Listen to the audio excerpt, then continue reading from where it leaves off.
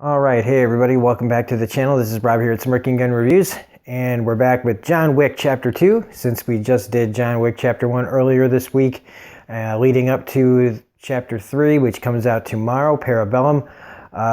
Doing these over again, and so full spoilers if you have not seen these movies. I hadn't seen this one, man, I thought I remembered a lot about this until I saw it. And what I love about this is it gives us exactly what most sequels of this type give you. They give you the same kind of great adrenaline pumping action sequences that to me are right out of video games. Like a lot of some of this stuff in this movie, man, feels like when I play Uncharted.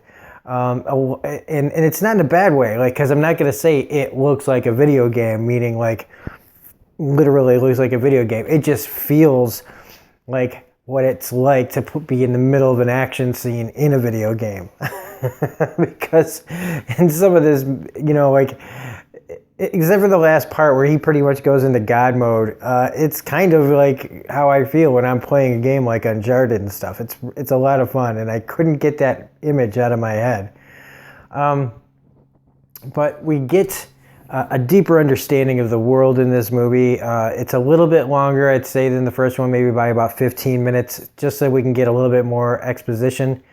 And what's funny is how little of this felt like there was a lot of breaks in this movie, in between the action, a lot of more world building. We get to understand more of Ian McShane's character. Not really as much with Lance Reddick's the concierge type, the hotel manager character. Just that he seems like a pretty genuinely nice guy who does like his dog. But also just how kind of shitty this is, and also so this must be like an alternate universe, right? Because where in this world everything's the same except it's like 90% of the people that John runs across, whether they're just sitting on a park bench or crossing the street or whatever, they all seem to be on this assassin's world. And so I would love if they, just went for it in Chapter 3 in Parabellum and just told us, yeah, this whole world's run by assassins. Because this really feels like if John Wick was a video game already, this would be the best video game movie of all time, because it feels like a video game. The story is very much like a video game, and what it would be like to live in this world that John Wick, occupies. Just grand, conspiracies, kind of that remind me of Assassin's Creed, Templars and Assassins, these head tables and these big families that, are the heads of this whole world, with the ancient coins and just old traditions and the style and the way they do things, very Kingsman. Even though I believe John Wick came out before Kingsman, but Kingsman's based on a comic, I think, so I don't know who came out first, but either way, somebody might be kind of copying somebody else, but it's kind of hard these days not to rip somebody off in some way or fashion when you're making movies, especially with ideas. But I love all that stuff, but it is pretty shitty, the world that they're living in, because people can just screw you over hard and you can't do anything about it. And that's my only real complaint about this movie, is its villain. Action, music, it's all excellent.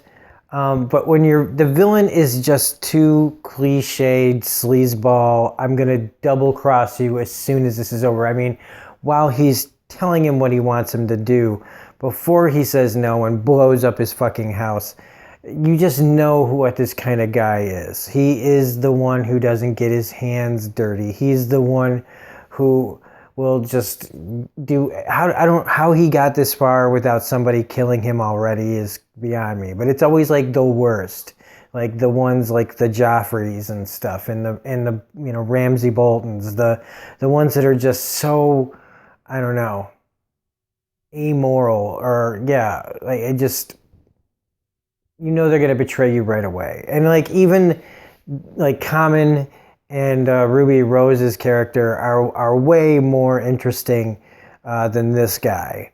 Where you can't, there is no redemption for this kind of character. You don't care what happens to him.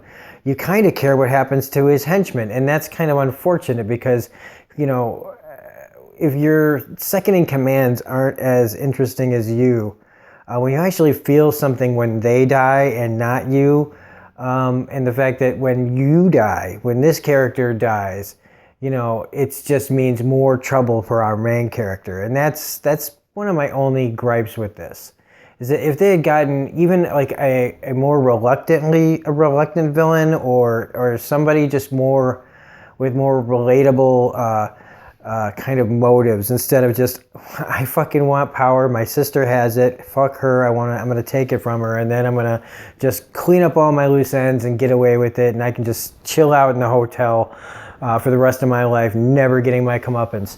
And while that is realistic as to how a lot of people, you know, end up, like, there is no justice.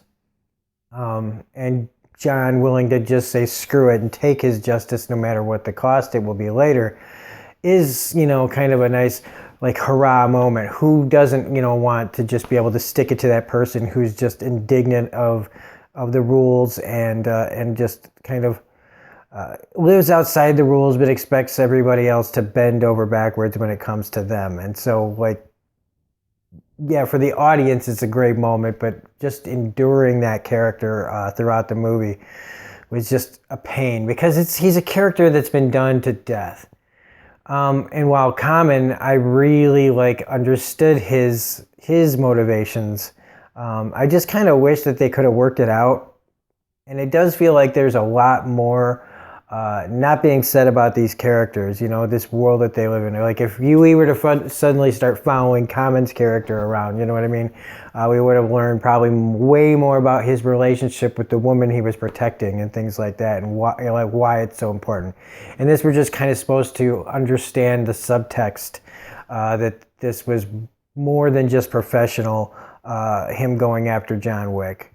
I love their close quarters action sequences. The hand-to-hand combat in this is fantastic. Ruby Rose, though, in this, she's just kind of like, they give her that she knows, you know, that she's deaf, and so that's supposed to make her interesting. And honestly, it's interesting if Ruby Rose was interesting. I don't really get it. I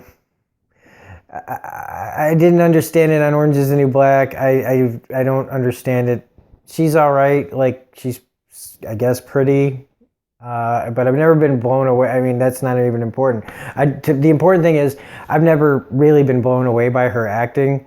And so, but I was still more invested in her kind of sarcastically, you know, deaf character, where she just seemed like she had more going on. She had like kind of a playfulness to her, but also really deadly and kind of psychotic, but just all done with, you know, without any actual lines. You know, it all has to come across through like the little subtitles, and just kind of like the way that she talks and stuff. Let's get this going. Lawrence Fishburne in this, he's just totally chewing scenery, and it's really just kind of fan service to me. It's like, you know, the guy from the Matrix movies back again. He's fine. It doesn't take away from anything. It's just, he doesn't really add that much either. Just, I'm going to be a big speech man, you know, like, I don't know. The little montage of people trying to kill him after the job, and not counting the tunnel sequence, because that's just freaking crazy amazing. That's the scene that reminded me of like the Uncharted movies. Like, fighting in tunnels in Uncharted felt like that. And some of the stuff later on kind of felt like Assassin's Creed, just like the hand-to-hand stuff a little bit. But so yeah, Lawrence Fishburne just is whatever, and you know, everybody in this is going to get called back. I mean, Leguizamo gets called back in this. You figure he'll be in the third one too. And the relationship with the Continental is going to be a huge thing, I think. He says he's got like 1 hour before he's got to dip out of Dodge, but I imagine that just like this movie that starts, like immediately after the first one, the next one's going to start immediately after this one. And speaking of when this movie starts, I just love this opening sequence, even though it's a shame that like his car that he was after just is completely and totally demolished like right away. It's an amazing sequence, but it's just kind of like, why didn't they just let like why couldn't he have gotten his car out of there somehow? But I guess the driving, I was just like finishing the first movie, really. It was getting the car out. It's done and he can get fixed. And it feels like the second movie doesn't really start until after he gets back to the house with the car and goes to sleep and then wakes up and calls John Leguizamo. And I feel like that's when this movie really starts. Like kind of like an episode of television that carries over a little bit into the next episode and ends. Sometimes episodes of Lost would do that, where they'd like finish off a storyline right at the beginning of an episode and then carry on. And I kind of like that. It's kind of almost episodic or serialized television type of way to do things. But also just Peter Stormare's whole thing in this, that he's kind of like the place for anybody that hasn't seen John Wick 1 to catch up, giving the exposition that he's the brother of the man that was killed in the first movie. And it would have been more satisfying if Peter Stormare was the villain in this movie somehow, but they were closing that chapter because it's like it ends with him and John making peace over everything that's happened. Hopefully, maybe we'll get a call back from him. But yeah, the whole thing with the car, there were so many different styles of action in this movie that it is really, really impressive. And I cannot wait for Chapter 3, which now looks like we're going to have like a bunch of dogs in that movie. So I'm trying to think of anything else really to say, because this movie has been reviewed to death, and this is for people that are rewatching it. And if you're discovering for the first time, I mean, I usually am a lot more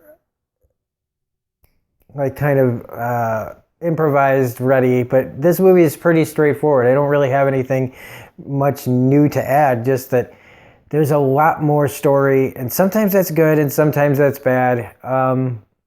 But I am really curious to how, if this is going to end up being the last movie, will this be the end of that universe? Because I did say earlier that I believe there was talks about doing a Continental show which would continue the John Wick universe, and you could have all sorts of people come and go out of it. And plus Ian McShane and Lance Reddick are both veteran television actors at this point. I wouldn't be surprised if they could easily get those two guys to be in a show like that, especially since American Gods, man, for Ian McShane. I couldn't do season 2, man. It just wasn't that great, but we're not here to talk about that. So anyway, yeah, just more greatness. I mean, the montage when he was killing those people, though, that I was talking about earlier, it was so great. I mean, that huge dude who was just like, he looked like the samurai guy out of Street Fighter. Just the way that they call back with the pencils and you get to see what he can do with a pencil is pretty freaking amazing. And like, even though there's like a lot less, like, it felt like this movie was a lot less actiony, it really isn't. It's just they spaced it out and took breaths in between. And I still want to understand this world, because it just feels like everyone is in on it. And so I'm hoping that, and I haven't watched anybody else's reviews that are already like pre-released for Chapter 3, but like I've predicted, like I want some answers more about this world. Is everybody in on it? And also, is there going to be like a major callback to the first movie, and more about his wife? I feel like you got Bridget Moynihan in your movies, and you've only done like a little tiny bits of flashback. I'm not going to say that she's not dead, but I wouldn't be surprised if I walked out of John Wick Chapter 3 saying, oh my God, his wife wasn't dead the whole time. But it's got to be. She's got to be dead. All right, I don't want anybody thinking that, planning that too deep into anybody's minds, but and also I don't want to subvert anybody's expectations of what they might see in John Wick Chapter 3. All I want to see in John Wick Chapter 3 is more really creative ways to shoot people in the head. That being said, if you like this review, please hit the like button, comment, share, subscribe, all that jazz. Otherwise, this is Robert Smirking Gun Review saying we will be back tomorrow night, late-ish, with John Wick Chapter 3 review. Otherwise, you can check out any of the material that's also on the channel that we have. We have tons and tons and tons of things. We will be getting back to Agents of S.H.I.E.L.D. Season 2. We are currently reviewing the newest season of Agents of S.H.I.E.L.D., Season 6. That just started. We've got Game of Thrones series finale, thank God, happening on Sunday. We got pre-show live streams and post-show live streams for that. So anyway, that's it. Have a great night, and we will see you next time.